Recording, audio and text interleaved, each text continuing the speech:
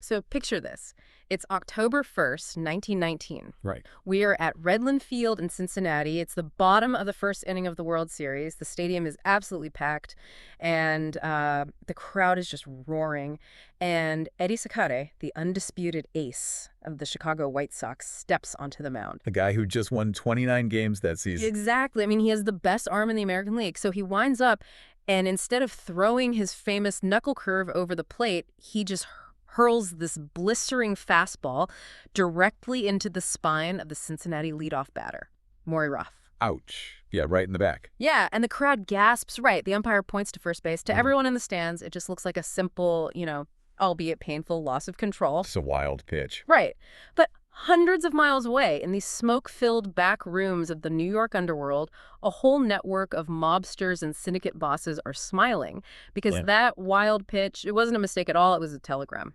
Basically, the fix was officially on. It is arguably the most infamous single pitch in the history of American sports. Oh, absolutely. And what's just incredible to me is that the very people who were supposed to be watching for it, the fans, the umpires, the league officials, they completely missed the significance. They thought they were watching a sporting event. They had absolutely no idea they were actually watching, like a highly choreographed financial transaction unfold in real time. And that is exactly what we are unpacking for you today. Welcome to the Deep Dive. We are looking at a story that, if you are a baseball fanatic, you probably think you know inside and out. The story of the 8 men out. The 1919 Chicago Black Sox scandal. Yeah, big one. The big one, right. But the sources we've pulled for you today, we've got this massive stack of declassified court transcripts, deep dive historical archives from Esseguera, biographical records, century-old legal documents, and they reveal that the folklore you've been told your whole life is really only a fraction of the truth. Barely even scratching the surface, honestly. Right. We are going to separate the Hollywood rumors from the cold historical reality today. Because we're talking about stolen grand jury transcripts, mob extortion, a wild legal phenomenon called jury nullification, and corporate warfare so ruthless that it literally changed the DNA of American sports forever. It is such a phenomenal stack of sources to work through because when you strip away the romanticism, the soft-focus nostalgia of cornfields and ghost players, what you actually find is a really gritty, complex story about labor exploitation. Yeah. It's about a total collapse of regulatory power and basically the chaotic birth of modern sports governance. Exactly. And to understand how we get to that pitch in 1919, we really have to recognize a fundamental truth about early baseball. Because gambling wasn't some new virus that just suddenly infected the Chicago White Sox out of nowhere. If you look at the historical timeline, gambling was baked into the very soil of the sport. Yeah, you really have to look at the environment that professional baseball grew out of. So let's go back to 1865. Okay, 1865. Right. The American Civil War has just ended, and baseball is transitioning from this amateur gentleman's pursuit into an actual commercial enterprise. And right out of the gate, it is deeply intertwined with gambling. We have documented evidence from the sources of a game between the highly rated New York Mutuals and a Brooklyn team called the Eckfords. The Eckfords. Yeah. And 3 players for the Mutuals. The catcher, Bill Wansley, third baseman Ed Duffy, and a shortstop named Tom Dever, they were offered a collective sum of $100 by 2 known gamblers to throw the match. Okay, wait. $100 to throw a game. $100. I mean, by modern standards, that sounds almost comical, but I'm guessing they didn't exactly execute this with, like, Ocean's 11 levels of subtlety, did they? Oh, not at all, no. The favored Mutuals were absolutely destroyed. The final score was 23-11. Wow. Wansley and Duffy alone racked up nearly 20 physical errors, or miscues, as they called them back then. Between just the 2 of them. It was glaringly obvious. Just dropping the ball constantly. Right, so they were swiftly banished by the National Association of Baseball Players. But here is the critical detail, the thing that sets the tone. Right. They were quietly reinstated just a short time later. You're kidding! No. The governing body had absolutely no teeth. And then just 3 years later, in 1868, another massive scandal hits involving a star player named John Radcliffe. He was constantly jumping between teams, the Athletics, the Mutuals, the Red Stockings, basically chasing bonus money, breaking contracts, and openly associating with gamblers. The culture was just chaotic. The punishment for corruption was essentially a slap on the wrist. What I find so fascinating about this era, reading through these SABR archives, is the physical environment of the games themselves. Because we naturally picture modern baseball. You know, we picture massive, enclosed concrete stadiums with luxury suites and towering security gates and players who are completely insulated from the public. But that is completely inaccurate for the 1860s and 1870s. Oh, completely inaccurate. In early baseball, the fans who, by the way, were historically referred to as bugs or cranks, which is such a great visual. it really gives you an idea of their demeanor, right? They were obsessive, they were incredibly loud, and they stood right on the sidelines. There were no towering grandstands separating them from the action. You literally had gamblers standing on the grass just a few feet away from the outfielders, yelling out dollar amounts to players in real time. It's like a live commodities auction taking place in the middle of a sporting event. It was exactly like that. A guy hits a pop fly into the outfield, and a gambler standing on the foul line yells, $15 if you drop it. That is insane. And immediately, the opposing gambler yells, 20 if you catch it. The players could literally weigh their financial options while the ball was still in the air. Wow. Okay, so that wild, totally unregulated atmosphere really sets the stage for the first truly existential integrity crisis in professional baseball, the 1877 Louisville Grays scandal. And I want to spend some time here for you, the listener, because the mechanics of this are incredible. So in August of 1877, the Louisville Grays are the best team in the newly formed National League. Unstoppable. Right. They are cruising with a 25-13 record, heavily favored to win the pennant. But then their third baseman, a guy named Bill Hague, develops a painful boil in his left armpit. Which is a very unfortunate yet historically catastrophic medical issue. Yeah, because Hague physically cannot swing a bat or throw a ball with a boil in his armpit. So the team's outfielder, a man named George Hall, approaches management. He recommends they sign a guy named Al Nichols to fill the roster spot. Now, on paper, Nichols is just a light-hitting utility player. But secretly, he is something else entirely. He's a plant. Exactly. He is a dedicated conduit for a network of New York and Brooklyn gamblers, specifically a man named P.A. Williams, who operated as a pool seller. Right, the pool sellers. Now, stop right there. Because the sources mention pool sellers frequently in this era, for someone who is familiar with, say, modern sports books or Vegas betting apps, what exactly is an 1870s pool seller? Is that just an old-timey word for a bookie? It's actually a bit more complex than a standard modern bookie. So a modern bookie sets odds. Say the White Sox are minus 150 to win, and you bet against the house, right? Right. In the 1870s, pool selling was an auction system. Gamblers would gather in a room, which was often just a saloon or a telegraph office, and the pool seller would act as an auctioneer, taking bids on various combinations of game outcomes, final scores, who would win the pennant. All that money went into a central pool. Okay, hence the name. Exactly. Then the pool seller took a percentage off the top, the vigorish, or the vig, and the winning bidders split the rest of the pool. Because the payouts could be massive, pool sellers wielded enormous financial power. And P.A. Williams was one of the biggest in New York. Got it. So Al Nichols isn't just some random utility player. He's the on-field liaison for a massive East Coast gambling syndicate. And almost the second Nichols arrives in Louisville, the Grays just collapse. I mean, they go on this highly suspicious 7-game tailspin. Yeah. Players are suddenly making bizarre fielding errors. They are running the bases like they're wading through wet cement, and they end up throwing the pennant to Boston. But my question is, they were in first place. They were going to be champions. Why on earth throw away a championship for $100? Well, it comes down to labor economics. In 1877, the prestige of winning a pennant did not equate to financial security for these guys. Players were paid abysmal wages. They were often bound by early versions of the reserve clause, which meant they had zero free agency. They couldn't negotiate with other teams for a raise. They were trapped. Completely trapped. And furthermore, teams frequently they just stopped paying their players if gate receipts were low. The Louisville players were actually owed months of back pay. So when a gambler offers you $100 cash, which, by the way, could equal a month's salary or more, just to lose a game, the temptation is overwhelming. Which brings us to the actual mechanics of the conspiracy. We know from this LIB archives exactly how they coordinated this across state lines, which is wild. Gamblers in New York would instruct the Louisville Star pitcher, Jim Devlin, to send a telegram containing a specific code word when the team was ready to throw a match. And the code word was sash. Right, sash. If Devlin walked into a telegraph office and wired the word sash to New York, the fix was on. Devlin was accepting $100 bribes per game. He would go out, deliberately pitch poorly in Cincinnati or wherever they were playing, get his $100, and then, this is wild, he would give $25 of it to his teammate, George Hall. Wait, only 25? Yes. Devlin would lie to Hall, claiming the gambler only paid out $50 total, so they were supposedly splitting it evenly. So even within the conspiracy, there is zero honor among thieves. They are defrauding their own teammates. That is ruthless, but the way they get caught feels incredibly modern to me. It's not like a detective bursting into a smoky room. It's an early forensic investigation.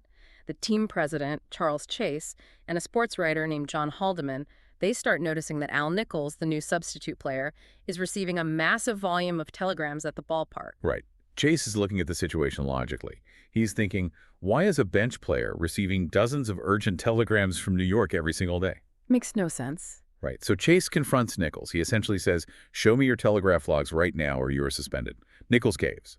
The net starts closing. George Hall, the outfielder, panics. He assumes Jim Devlin has already confessed to management, which, by the way, Devlin hadn't done at all. So Hall rushes in to save his own skin and spills the entire plot. It's the 1870s equivalent of getting caught by your text messages. They left a massive digital footprint, or rather, a Morse code footprint, at the local Western Union office. Precisely. But Chase needs absolute proof. So he summons the entire Louisville roster into a room. He slaps a legal waiver on the desk and forces every single player to sign it, granting management the authority to intercept and read all their past and future Western Union wires. Wow. Yeah, and every player signs it, except for the veteran shortstop, Bill Craver. Craver defiantly refuses. He looks at Chase and says, you can open my wires if you pay me the 2 months of salary you owe me. Which honestly is a completely fair point by Craver. He's basically saying, pay me for my labor before you violate my privacy. But management treats his refusal as a total damning confession of guilt. And this is where the hammer falls, establishing a brutal precedent for baseball. The president of the National League, William Hulbert, steps in. And he doesn't issue a slap on the wrist. He permanently bans Jim Devlin, George Hall, Al Nichols, and Bill Craver from professional baseball for life. This was the league establishing its first zero-tolerance policy. The aftermath for Jim Devlin is incredibly tragic, though, if you look at the archives. He wasn't just some guy. He was arguably the greatest pitcher in the league. I mean, he pitched every single inning of every game for Louisville that year. He was a superstar of his era. But after the banishment, his life just evaporated. He was destitute. The historical archives contain these heartbreaking letters that Devlin spent years writing to baseball executives, practically begging for the lowest possible jobs. He asked for simple groundskeeper work. He wrote that he didn't have a stitch of clothing for his wife and young child. It's awful. And William Hulbert, the league president who personally banished him, actually ran into Devlin on the street when Devlin was begging. Hulbert took pity on him, reached into his pocket, and slipped a $50 bill into Devlin's hand. But Hulbert flatly refused to reinstate him. Devlin ended up scraping by as a municipal policeman and died of tuberculosis in 1883, basically a beggar. It is a devastating personal story. But let's look at the systemic impact. The 1877 scandal proved that the owners were willing to destroy a player's entire life to protect the integrity of their product. They established the ultimate deterrent: cross us and you will starve. Right. But what they entirely failed to do was solve the underlying conditions that made players susceptible to bribes in the first place: the terrible pay, the hostile labor relations, the unchecked power of the reserve clause. They treated the symptom, but they completely ignored the disease. And 40 years later, that exact same disease created the powder keg in Chicago. And that leads us to the crucial question for you guys listening. If the lifetime bans handed down in 1877 were so absolute and so terrifying, why didn't that fear stop the White Sox in 1919? Why would players risk the exact same fate? Because by 1919, the central authority that handed down those bans had completely collapsed. Professional baseball was supposed to be governed by a three-man national commission, but in reality, it was paralyzed. The president of the American League, Ban Johnson, was essentially trying to run the entire sport like an autocrat, and he had sparked a bitter, scorched-earth civil war among the owners. Our sources highlight this incredible legal battle just before the 1919 World Series that really exposed how toothless the league had become, and it centers around a pitcher for the Boston Red Sox named Carl Mays. Now, the archives refer to him as a submarine-style pitcher. For someone who isn't steeped in baseball mechanics, what does that mean, and why was he so controversial? Okay, so a submarine-style pitcher throws with an extreme underhand motion. Instead of releasing the ball over their shoulder, they drop their arm down so low, their knuckles practically scrape the dirt. Oh, wow. Right, and the ball whips upward into the strike zone. Carl Mays threw this way, and he had a notorious reputation for throwing at batters' heads. He was deeply unpopular, even among his own teammates. So in the middle of the 1919 season, he gets frustrated with his team's poor defense, abruptly walks off the mound in the middle of a game, and demands a trade. He just quits on the spot. Yeah. So the Red Sox trade him to the New York Yankees. Ban Johnson, trying to flex his authoritarian muscle, intervenes and suspends Mays for insubordination, voiding the trade. He's trying to show who is boss, but the Yankees just look at him and say, no, you don't. Exactly. The Yankees owners, Jacob Ruppert and Tillinghast Lomaju Houston, they completely defy the league president. They take Ban Johnson to civil court, and they actually secure a legal injunction from a judge that overturns the suspension. Carl Mays goes right back to pitching for the Yankees. It was a massive, highly public, humiliating defeat for Ban Johnson. So it proves to everybody watching, the players, the owners, and crucially, the gambling syndicates, that the National Commission has no real legal power. They can't even discipline a single insubordinate pitcher. It's a total free-for-all. The sheriff has lost his badge. And into this vacuum of authority walks the 1919 Chicago White Sox. Now, on the field, the White Sox were a dominant powerhouse. They won 100 games to capture the World Series in 1917, and they cruised to the American League pennant again in 1919. But inside the clubhouse, it was a completely toxic environment. They were deeply, bitterly divided into cliques. And more importantly, they were notoriously, aggressively underpaid by their owner, Charles Comiskey. Comiskey is such a fascinating, almost cartoonish villain in this narrative. He was incredibly parsimonious. I mean, we've all heard the nickname the Black Sox. I always assumed, like most casual fans, that they were called the Black Sox because of the dark stain of the gambling scandal, because their souls were black, so to speak. But the sources point out an amazing piece of irony regarding that name. That's not where it comes from at all, is it? No. The nickname predates the 1919 World Series entirely. Comiskey was so miserly that he instituted a policy charging his own players a fee to launder their uniforms. A fee for their own uniform? Yes. And keep in mind, these uniforms were heavy wool. They played in the sweltering Chicago summer. The players were so outraged by this penny pinching that they went on a literal laundry strike. They simply refused to wash their uniforms.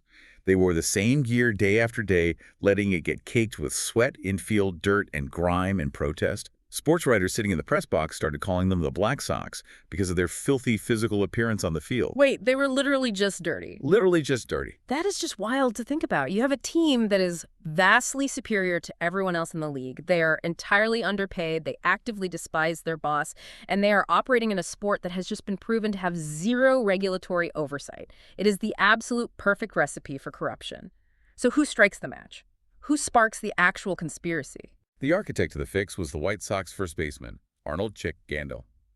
He was a tough veteran player who had spent time in his youth working in copper mines and boxing and hobo camps. He was very familiar with the underworld. Gandil recognized the opportunity. He knew his teammates were angry and underpaid, so he orchestrated a partnership with the most powerful syndicate boss in New York, Arnold Rothstein.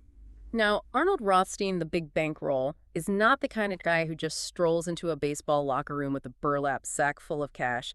He is meticulous. Highly careful.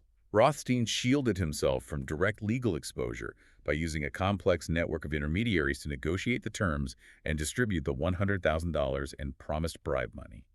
The most prominent of these middlemen was a man named Abe Attell. Wait, Abe Attell, the former world featherweight boxing champion? Yes.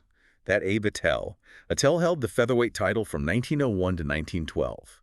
He was a highly recognizable, incredibly colorful figure who traveled the baseball circuit. He acted as Rothstein's bagman, distributing envelopes of cash in hotel lobbies and bathroom stalls. You also had other fixers involved, like Sport Sullivan from Boston, a former major league pitcher turned Texas oil salesman named Sleepy Bill Burns, and Billy Moorhark. Gandil used these men to insulate the core negotiations. And through these channels, Gandil manages to recruit 7 of his teammates, the immortalized 8 men out. It's Gandil himself, the 2-star pitchers Eddie Saccott and Lefty Williams, outfielders Happy Felsch and shoeless Joe Jackson, shortstop Swede Risberg, third baseman Buck Weaver, and utility infielder Fred McMullen.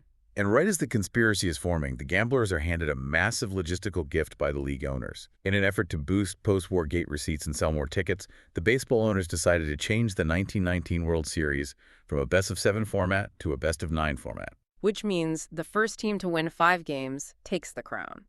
But why does adding 2 potential games matter so much to the gamblers? Does it just give them more time? It's about maximizing the manipulation of the betting markets. In a short series, a single upset can end the event before gamblers can properly hedge their bets. A longer best-of-9 format gave Rothstein's syndicate a much larger canvas. It allowed them to orchestrate double crosses, let the White Sox win a game here or there to shift the odds back in their favor, and then drop the hammer when the payouts were highest. It shifted the fix from a quick sprint into a marathon, requiring a much more complex choreography. Let's talk about the mechanics of throwing those games. Because once they step onto the diamond, how exactly do you hide the fact that you are actively trying to lose the biggest sporting event in the country? Well, the first rule of the conspiracy was demanding the money up front. The smart players, like Eddie Saccott, knew they couldn't trust guys like Abe Attell. Saccott was 35 years old. He had a farm in Michigan, a family, and he knew his career was almost over. He wanted security. Before Game 1, Saccott went back to his hotel room, lifted his pillow, and found $10,000 in cash hidden underneath it. And as we discussed at the top of the show, Saccott is the guy who sets the tone. He is on the mound for Game 1, and he has to let the gamblers know the deal is finalized. Right, which brings us back to that first pitch, bottom of the first inning. Saccott takes the ball and deliberately drills the Cincinnati leadoff batter, Maury Rath, right in the back. That was the predetermined signal to the syndicates in the stands. The fix is in. Saccott goes on to pitch poorly, making erratic fielding decisions, and the Reds win Game 1 in a 9-1 blowout. But according to the SABR archives, the gamblers actually made a massive tactical error right off the bat. You noted in the research that having the White Sox lose Game 1 was a terrible financial strategy. Why? If you want them to lose the series, why not start losing immediately? It comes down to the mechanics of how illegal betting odds fluctuate based on public money. Before Game 1, the White Sox were heavy favorites.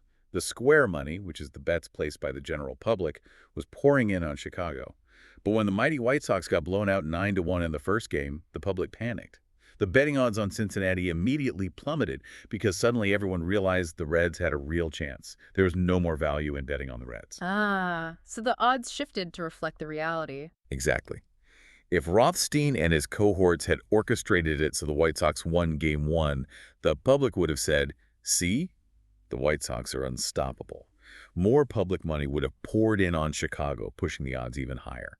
The syndicate could have then bet massive amounts of money on the Reds as heavy underdogs in the later games, securing significantly higher payouts. By losing Game 1, they showed their hand too early and crushed their own profit margins. So the gamblers are greedy, but they are incredibly short-sighted. And this leads to immense tension. Because by Game 3, the money starts drying up. The gamblers are stalling on the subsequent payments they promised the players. Exactly. The players realize they are being used, they risk being banned for life, and they aren't even getting paid. Yeah. So going into Game 3, the players decide to double-cross the gamblers. Wow! Yeah, they decide to go out and play to win. They throw their support behind a pitcher who is completely excluded from the conspiracy, a diminutive rookie named Dickie Kerr. They decide to play honest baseball just despite the mob. Right. The conspirators play flawless defense behind Kerr. Kerr throws a brilliant game, utilizing a devastating curveball, and they secure a 3-0 shutout victory. This sends the gamblers into an absolute panic, because if the White Sox actually win the series, the syndicates stand to lose fortunes. We have reports of gamblers in St. Louis, like a man named Carl Zorc, frantically scrambling to raise more cash to try and buy the players back into the fix. It is just layer upon layer of betrayal. The players double-crossing the gamblers who are double-crossing the players. But the atmosphere takes a really dark, terrifying turn by the end of the series. The Reds managed to get up 4-3. It's a best-of-9, so Game 8 is an elimination game for Chicago. And the gamblers are taking absolutely no chances. The historical accounts suggest that the mob abandoned bribery entirely and moved to pure extortion. Before Game 8, a syndicate operative allegedly confronted pitcher Lefty Williams. They told him, in no uncertain terms, that if he didn't cooperate and lose the game the very first inning, they would murder his wife. That is horrifying. It's no longer a sports scandal, it's a hostage situation. It really was. Williams took them out in Game 8, visibly shaken. He immediately gave up 4 runs in the first inning on just a handful of pitches. His manager, Kid Gleason, saw something was deeply wrong and pulled him almost immediately, but the damage was done. Cincinnati won the game 5-3 and took the World Series 5-3. But I want to ask you about the statistics of this series, because this is where the historical box score really lies to the casual observer. How do we reconcile the on-field stats with the reality of a fix? Because you look at Shoeless Joe Jackson, he hit .375 in the series, he hit the only home run of the entire matchup, and Buck Weaver hit .324 and didn't commit a single fielding error at third base. If you are actively trying to lose, how do you hit .375? It's a brilliant question, and it highlights just how uneven and complex this conspiracy was. It wasn't 8 men standing on the field with their hands in their pockets. Some players took the money, but still played hard, either out of sheer professional pride or pure instinct. Joe Jackson claimed he played to win the entire time. Buck Weaver played beautifully. So who was actually doing the dirty work on the field? You had players making crucial, subtle mistakes that only a trained eye would catch. Happy Felsch, the center fielder, made several highly suspicious errors. He would purposefully misjudge a fly ball, taking a step in the wrong direction so it would drop over his head for a double. Sneaky. Very. Swede Riesberg, the shortstop, acted as the enforcer of the group on the field, and his performance was abysmal. He batted .080 for the series. But ultimately, baseball is controlled by the pitcher. Sakata and Williams controlled the flow of the game, and they were the primary instruments at the loss. But they weren't fooling everyone. There were people in the stadium who knew the sport inside and out, and they saw right through it. Right. Up in the press box, you had a legendary pairing. You had the great pitcher, Christy Mathewson, who was ailing from tuberculosis he had contracted from poison gas in World War I. He was sitting alongside the famed, hard-nosed sports writer Hugh Fullerton. Fullerton had asked Mathewson to help him chart the games. Almost immediately, watching Sakati's pitch selection and the erratic fielding, they realized the fix was on. They spent the entire series taking meticulous notes on suspicious pitches, deliberate errors, and bizarre managerial decisions. Wait, if Fullerton is charting this in October 1919 and he starts writing articles heavily implying a fix, how did they play the entire 1920 season without getting arrested? Who is stopping the investigation? Why did it take a full year for anyone to face a grand jury? The delay was entirely due to the owner, Charles Comiskey. Comiskey is terrified of losing his star players and the immense financial value of his franchise. If 8 of his starters go to prison, his team is ruined. So he engages in a massive cover-up. He publicly offers a fake $20,000 reward for any information proving a fix, just to save face in the press. But privately, he hires a private investigator named Harry Hunter and then actively ignores all the damning evidence Hunter uncovers. Comiskey just wants the whole thing to vanish. He's protecting his assets. But Comiskey's old enemy, Ban Johnson, the dictator of the American League, sees an opportunity. Johnson despises Comiskey. He has hated him for decades. So Ban Johnson makes it his personal crusade to expose the White Sox purely to destroy Comiskey. Johnson spends thousands of dollars of American League Treasury money investigating the rumors. He personally hires detectives to chase down the gambler middlemen, Bill Burns and Billy Maharg, tracking them all the way down to the Mexican border. He wants to convince them to turn state's evidence against the players. Let's clarify that term for everyone. State's evidence. Right. Turning state's evidence means that a co-conspirator agrees to testify fully and truthfully against their accomplices in court, usually in exchange for immunity from prosecution or a significantly reduced sentence. Johnson needed the middlemen to legally implicate the players. So Ban Johnson is on a wild goose chase to Mexico. The pressure is mounting. How does the dam finally break? Ironically, it wasn't even a baseball investigation initially. In September of 1920, a state grand jury in Cook County, Chicago, was impaneled to look into a completely different, suspicious game, an August 31st match between the Chicago Cubs and the Philadelphia Phillies. So they stumbled into the biggest scandal in sports history by accident. Essentially, yes. Once the grand jury started digging into the underground network of baseball gambling, the scope inevitably widened to the 1919 series. The subpoenas started flying. And on September 28, 1920, the guilt finally overwhelms Eddie Cicotte. He is an old man by baseball standards, his conscience is eating at him, and he goes before the grand jury and breaks down in tears. He confesses to the $10,000 bribe, to the conspiracy, to the whole thing. And once the ace pitcher breaks, the rest of the dominoes fall. Shoeless Joe Jackson goes in next, followed by Lefty Williams. Jackson admits under oath to accepting a $5,000 bribe from the gamblers, though he claimed he never actually attended the planning meetings. With these confessions on the public record, Comiskey's cover-up is dead. He has no choice. He suspends the 7 active players immediately. Which completely guts the team. The White Sox were in a tight pennant race in September 1920, and suspending 7 starters costs them the pennant, handing it to the Cleveland Indians. Now I have to stop you here, because we have reached the moment of the most famous piece of folklore in American sports history. The phrase, "Say it ain't so, Joe." Yes. The story goes that after Joe Jackson testifies to the grand jury, he walks out of the Cook County courthouse. A little kid, a heartbroken fan, runs up to him with tears in his eyes, grabs his sleeve, and says, "It ain't true, is it, Joe?" And Jackson hangs his head and says, "I'm afraid it is, kid." Did that actually happen? It is a beautifully tragic piece of mythology. It perfectly encapsulates the loss of American innocence. But the historical record says no. First of all, there is actual newsreel footage of Joe Jackson leaving the courthouse that day. It shows a boisterous, aggressive crowd of adults, reporters, and police officers, but there is no young child anywhere near him. So the kid is a phantom, a dramatic invention by a sports writer.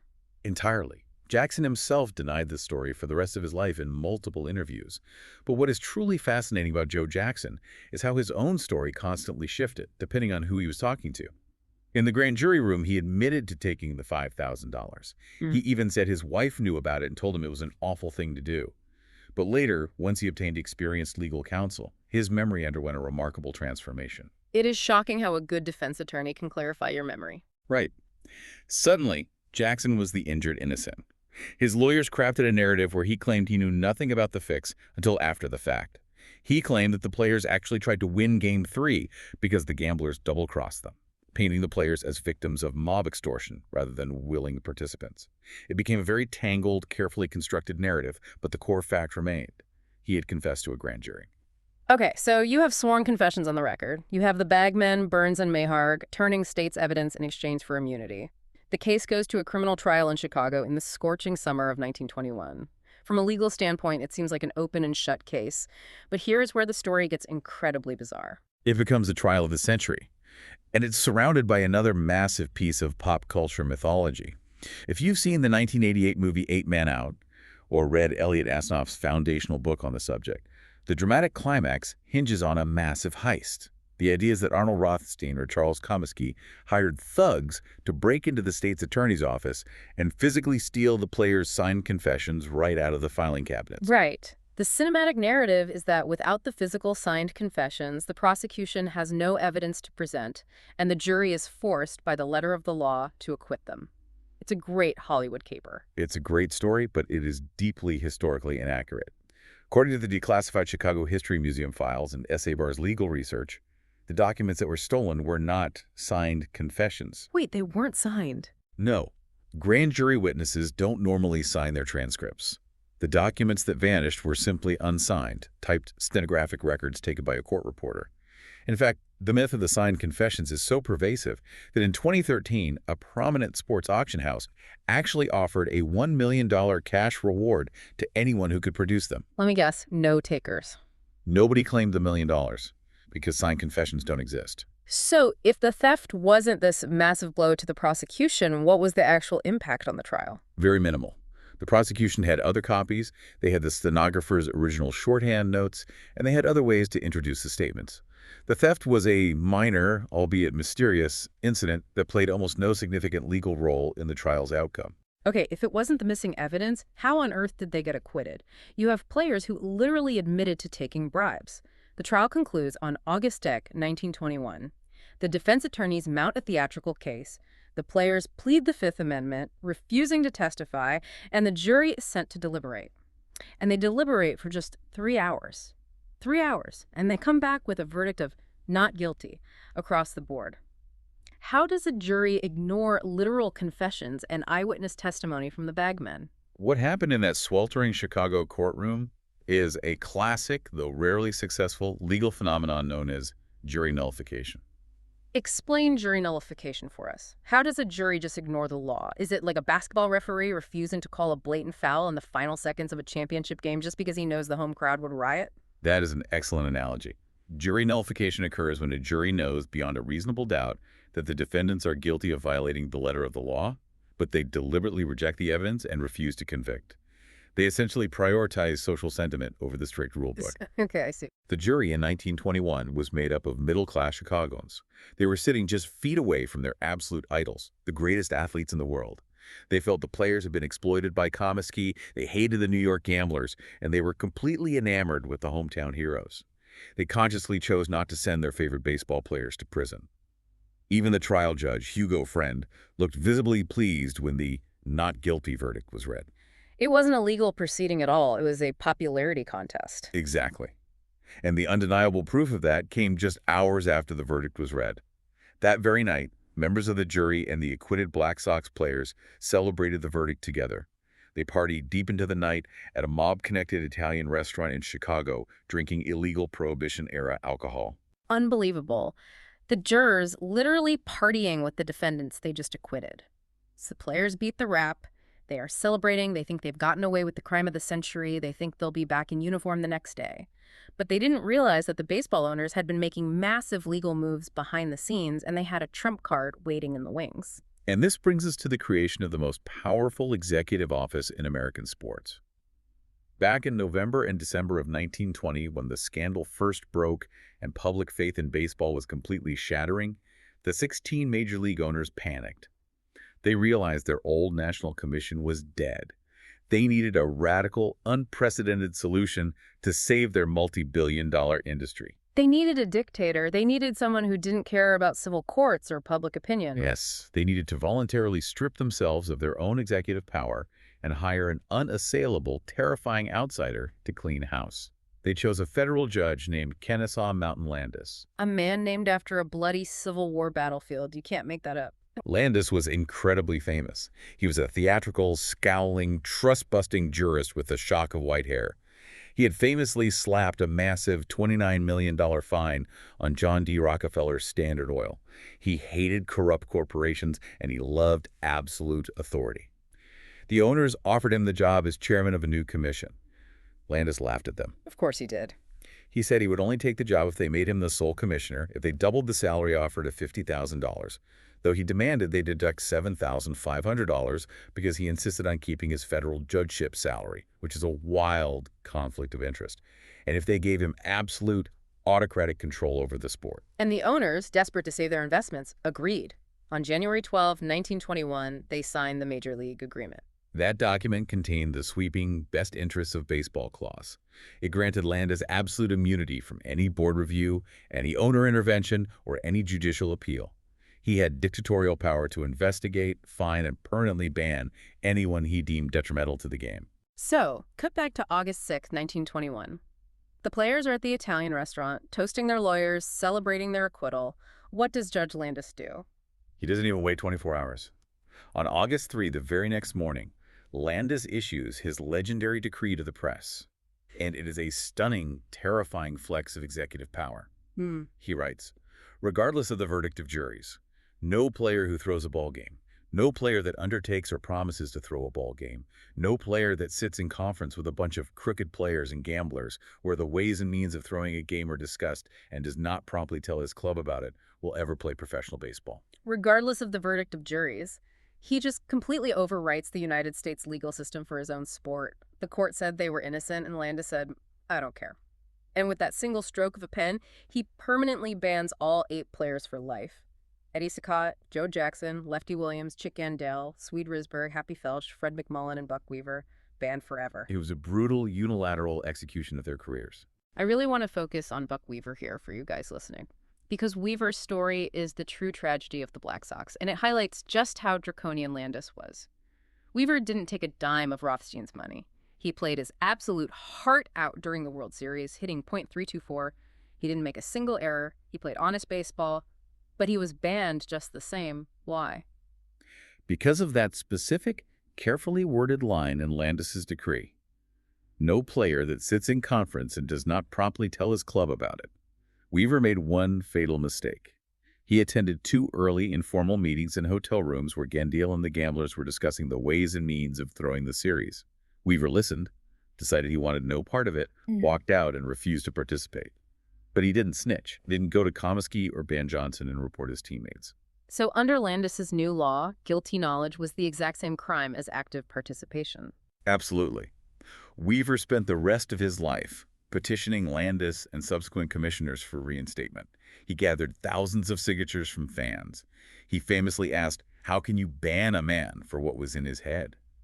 But Landis was unyielding. He used Weaver as a terrifying, permanent example to the rest of the league. The message was clear. If you even hear a whisper about a fix and don't immediately report it, your life in baseball is over. It is incredibly brutal. So what happens to these guys? You're a professional athlete. You spent your entire life training to do exactly one thing, hit and throw a baseball at an elite level. And suddenly, by decree of one man, you are barred from doing it anywhere in the country. They do the only thing they know how to do. They became outlaw barnstormers. Explain the economics of outlaw ball. How does a band player make a living barnstorming in the 1920s? Barnstorming involved traveling to unsanctioned independent leagues or semi-pro town teams that operated entirely outside the jurisdiction of Major League Baseball. A local businessman in a small town would pay a band player under the table to join their local team for a weekend to boost ticket sales. For the next decade, the disgraced players traveled around the country, sometimes together, sometimes apart, playing on terrible dirt fields. We're talking about playing in tiny rural towns like Douglas, Arizona, or Bastrop, Louisiana, and Waycross, Georgia. They often played under assumed names to avoid the press. They were paid by literally passing a hat through the crowd after the game. Oh, wow. Yeah. They were cheered by some locals who just wanted to see a legend hit a ball, but they were viciously ridiculed by others. It was a massive, humiliating fall from grace. And what happened to the White Sox franchise itself? The clean White Sox, the players left behind who weren't involved, like Hall of Famers Eddie Collins and Ray Schalk, completely floundered. Comiskey had lost the core of a dynasty. The team plummeted in the standings, finishing in 7th place in 1921, and they crashed into a dark, miserable wilderness. The franchise wouldn't reach the World Series again for 40 years, finally returning in 1959. Wow. A 40-year curse brought on by Comiskey's cheapness. But there is one final, mind-blowing twist to the story that we have to cover. We talked earlier about the stolen transcripts, the grand jury documents that vanished during the 1921 criminal trial, leading to the jury nullification. 3 years later, in 1924, they miraculously reappear. How does that happen? It happens during a bizarre civil trial in Milwaukee. Joe Jackson, despite being banned from baseball for life, decides to sue Charles Comiskey and the White Sox for back pay, claiming his contract had been illegally breached when he was suspended. Jackson's attorney, a man named Raymond Cannon, gets very aggressive in the courtroom. He leans heavily into the myth of the missing evidence, shouting at the defense, "What confession? The law has tried my client and acquitted him. Where is any proof of guilt?" He's taunting them because he genuinely believes the transcripts are gone forever. Exactly. Cannon is feeling triumphant. But then, Comiskey's attorney, a man named George B. Hudnall, does something straight out of a legal thriller. He calmly stands up, opens his briefcase, reaches inside, and pulls out the original missing Cook County grand jury transcripts, the exact typed stenographer documents that had mysteriously vanished in the winter of 1920. Comiskey's lawyer had the missing evidence the whole time. Yes. Hudnall stands up in the Milwaukee courtroom and begins reading Joe Jackson's original, damning admissions of bribery back into the court record, under oath. It was a stunning, devastating climax. It completely destroyed Jackson's back pay suit, and it permanently ended the missing confessions defense. So let me trace the logic of this, because it is incredibly cynical. Comiskey, the owner, likely had his own lawyers break in and steal the transcripts during the 1921 criminal trial because he was still hoping to save his players from prison and keep his championship roster intact. But once Judge Landis banned them anyway, and the players were dead to the league, Comiskey no longer needed to protect them. And when Jackson had the audacity to sue Comiskey for money, Comiskey just pulled the stolen transcripts out of a drawer to crush him. That is the most logical, universally accepted historical conclusion. Comiskey orchestrated the theft to protect his assets and then weaponized the stolen evidence to protect his wallet. It was corporate warfare at its absolute most ruthless. This has been an incredible journey. We've traced the DNA of baseball gambling from the 1860s live auctions and the 1877 telegrams of the Louisville Grays to a deeply divided White Sox clubhouse orchestrated by Chick Gandil. We've seen a jury totally enamored with celebrity, ignore literal confessions, and we've witnessed the birth of a dictatorial commissioner who changed the sport forever. And that is the ultimate takeaway for you, the modern fan. The 1919 scandal is not just a quirky, sepia-toned piece of history. It is the foundational bedrock of modern sports regulation. Because Judge Landis drew such a severe, unyielding line in the sand, he fundamentally altered the culture of American sports. He established the precedent that the integrity of the game supersedes any single star player. His zero-tolerance policy successfully purged the syndicate gambling elements that had plagued baseball since the Gilded Age. Which brings me to a final thought for you to mull over. For over a century, fans, historians, and even some politicians have romanticized shoeless Joe Jackson and Buck Weaver. People have continuously begged for their posthumous reinstatement to the Hall of Fame, arguing that they were victims of an overly harsh theatrical autocrat in Judge Landis. But think about this. If Landis had shown them mercy in 1921, if he had let Buck Weaver slide just because he didn't take the money, or if he had forgiven Jackson because he hit .375, would the absolute deterrent against gambling have actually worked? That is the pivotal, uncomfortable question. Did baseball, in order to survive its greatest existential threat and purge the mob from its locker rooms, need a tragic, innocent scapegoat like Buck Weaver to strike absolute fear into the heart of every other player? Was Weaver's tragedy the exact bloody price required to save the national pastime? It's a heavy thought to leave you with, but exploring those moral gray areas is what makes this history so endlessly fascinating. Thank you for joining us on this deep dive into the 1919 Black Sox. Keep questioning the folklore, look past the box scores, and we'll see you next time.